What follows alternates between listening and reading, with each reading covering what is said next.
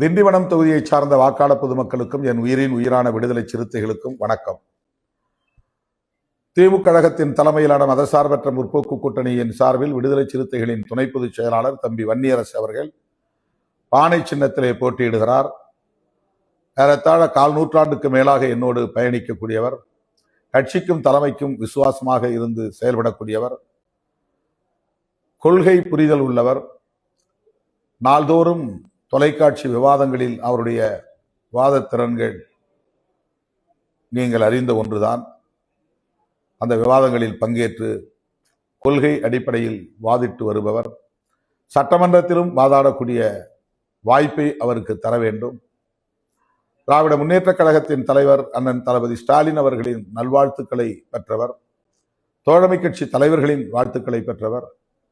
திமுக ஆட்சி தொடர, தளபதி ஸ்டாலின் அவர்களின் சாதனைகள் தொடர,